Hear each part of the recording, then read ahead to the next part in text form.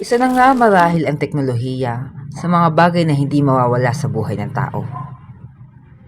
Kasama kung saan tayo magpunta, sa trabaho, sa pag-aaral, at sa mga sandaling nagdudulot ng ligaya. Tinawag na digital age ang kasalukuyang siglo dahil sa walang tigil na pag-usbong ng mga makabagong teknolohiya. Subalit, sa patuloy na pag-usbong ng makabagong mundo, ay siya naman paglalim ng isang malaking agwat sa ating lipunan.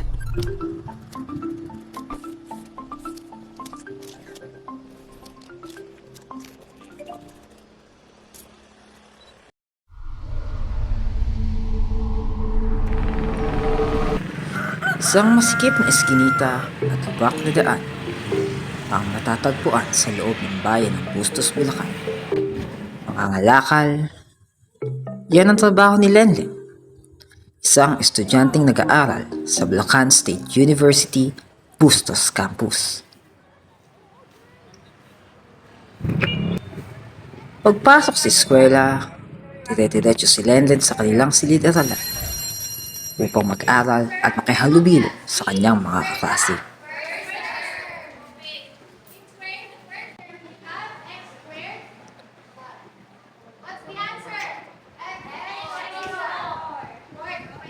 Kailan mo sinimulan yung pangangalakan mo? Sinimulan ko siya nung after ko mag-graduate ng grade 6. Nung grade 7 ako. Kasi, need ko mag-work, pero underage pa ako. So, naisip ko, mangalakal na lang. Kasi, iba yung madami namang bata ngayon, nangangalakal na lang din para may pera sila, diba? Bunsong anak si Lenlen, pang-apat sa magkakapatid. Halos lahat ay may sarili ng pamilya at tanging isa na lang ang nagbibigay ng suporta sa kanila. Sa murang edad, siya ay namulat na sa hirap ng buhay. So, bakit mo naisip ang mga ka? Naisip ko mangalakal kasi kulang na yung pera ng budget namin eh. Kasi sa tatlong magkakapatid na nauna sa akin, isa lang yung nagbibigay ng budget. So, kapos na kapos talaga para sa amin. Tapos, nag-aaral pa ako. So, kailangan ko ng extra income para kahit pa paano, may mapanggastos kami sa bahay.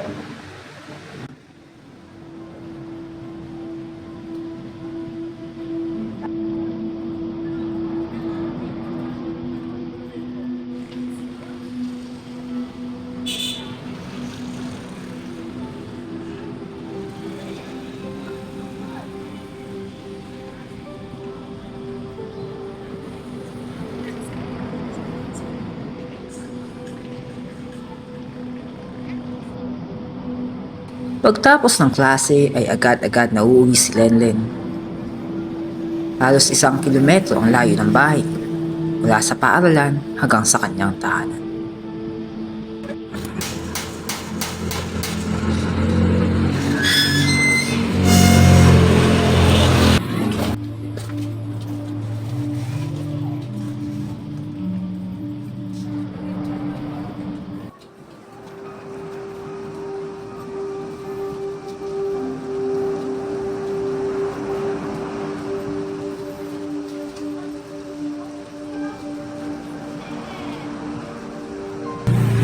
Pagkadating ay agad siya maglilinis ng kanilang bahay.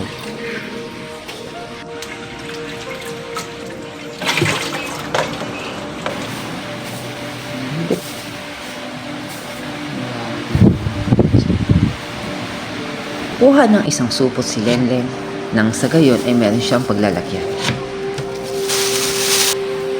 Kahit madilim ay kanyang susuungin. Mahanap lamang ang mga bote at plastik na maaaring mapakinabangan.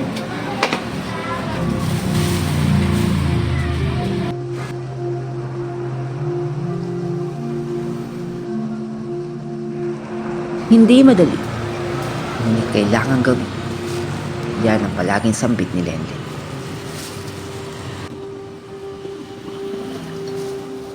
Paano yung baon mo sa eskwela? Ano, kinukuha ko dun sa napagbebentahan ko.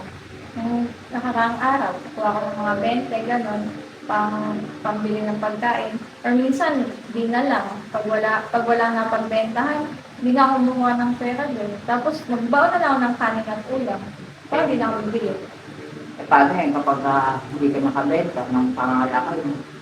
Wala. Kanin na lang mag-order. Or minsan, manghihingi na lang ako sa mga friends ko ng pagkain.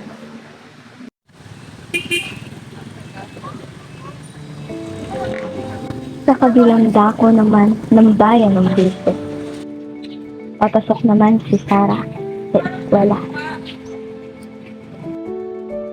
Katulad ni Lenlen, isa din siyang guro sa hinaharap.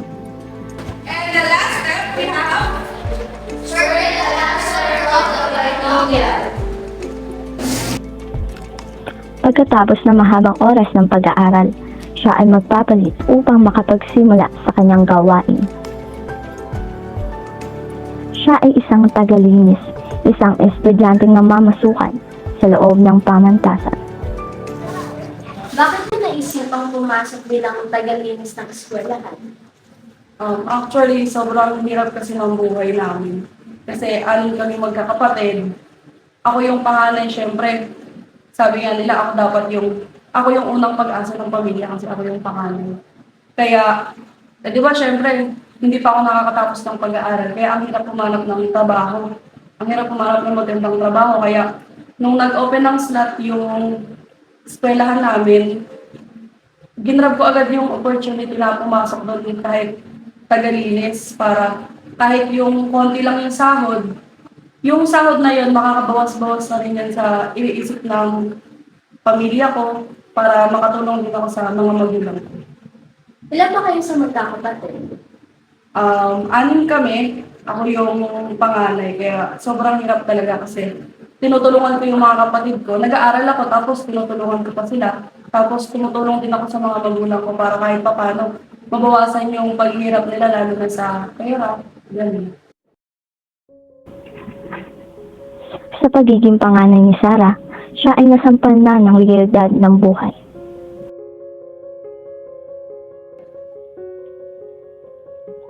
Dahil sa hirap ng buhay, hindi na nagkaroon ng oras sa sarili si Sarah. Bitbit ang responsibilidad at pangarap sa buhay, kahit mahirap ay kanyang pinagsasabay. Hindi ka ba nakakaramdam ng kahit konting inggit sa mga kaklase mo tuwing uwian nila uuwi na sila para magpahinga, tapos ikaw, kailangan mo pa maglinis dito sa school? Inggit, siguro, nung una, nakakaramdam ako ng inggit kasi syempre sila, makakagala sila. Tapos ako, imbes na magpapahinga na lang ako sa bahay, magwawalis pa ako, magpupunas pa ako ng bintana, mamumulot ng mga kalat, di ba? Sobrang hirap nun, estudyante ka sa umaga. Sobrang hirap na maging estudyante, tapos maglilinis ka pa sa hapon. Parang tinatanggalan na ako ng kaligayahan ng mundo kasi ang hirap-hirap maging working student. Lalo na kapag ikaw yung unang pag-asa ng pamilya mo.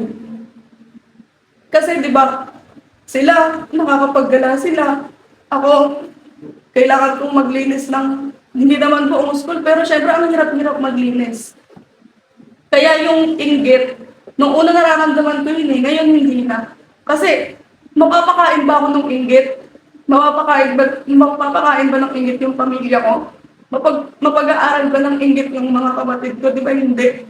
Kaya, ang ginawa ko, nag-aaral ako ng mabuti sa umaga. Tapos pagdating ng hapon, pinagbubutihan ko din yung paglilinis dito sa eskwelahan para kahit papano yung sahod makatulong sa pamilya namin. Kasi sobrang hirap talaga. Kasi hindi naman kami masyadong mayaman. Hindi rin naman kami mahirap, pero sobrang hirap maging working student, lalo na kapag maraming umaasa sa iyo. Alam mo yung pressure parang nakapatong na sa iyo. Kasi ikaw yung panganay. Kaya sobrang hirap talaga. Mabigat na nakaatang na responsibilidad ang dinadala ni Lenlen at Sarah. Ngunit ang pagkawala ng akses sa teknolohiya at ang pagiging tukha ay hindi makakapigil sa kanilang Bilang guro sa hinaharap, ano yung sa tingin mo may papayo mo sa mga taong nakakaranas ng naranasan mo? So, masasabi ko lang na noon naka-survive tayo without the help of internet, di ba? Ay, yung traditional way, books, di ba? Yun ang gamit namin. So, ngayon, diskarte na lang sa paghanap ng information. Kung wala kang internet, maghanap ka ng libro. Makikita mo din naman yun dun eh. Or kung hindi ka makahanap ng libro, diskarte mo din yan. May kaibigan ka, may cellphone ko. Sis, pa-search naman ako, kairam naman ako ng phone mo para makagawa naman ako ng assignment ko, di ba? Diskarte na lang, huwag ka mahiyang manghiram kasi, di ba? Grades ko yung nakasalalay dun eh. Di ba? Diskarte yun. Hindi ka mabubuhay talaga kung hindi ka madiskarte. Tsaga-tsaga lang kasi hindi naman panghabang buhay, nasa ilalim ka, bilog ang gulong, umiikot pa din yan. So, mapupunta ka din naman sa ibabaw. So, tsaga-tsaga lang. Lahat ng gamit na meron ngayon, mabibili mo din yan. The help ng yung help na, yung tulungan mo yung sarili mo, makabili ng gamit na pinaghirapan mo talaga. Diba? Ang sarap gumamit ng mga gamit na pinaghirapan mo. Bilang guro sa hinaharap, ano ang maipapayo mo sa mga taong katulad mo wala rin access sa technology? Sa tingin ko, ang maipapayo ko sa mga taong nakararanas din ng naranasan ko bilang isang working student na walang magamit na cellphone para sa pag-aaral, huwag tayong magpakain sa hiya or inggit. Kasi hindi naman yun yung magpapakain sa atin sa araw-araw. Basta magtiwala lang tayo sa sarili natin na kaya natin. Dapat maging porsigido tayo na kahit wala tayong access sa technology, dapat nandun pa rin yung traditional way ng pag-aaral. Yung pupunta tayo sa library o kaya magsasaliksik tayo sa iba't ibang mga libro para makuha natin yung sagot sa gusto nating mga tanong.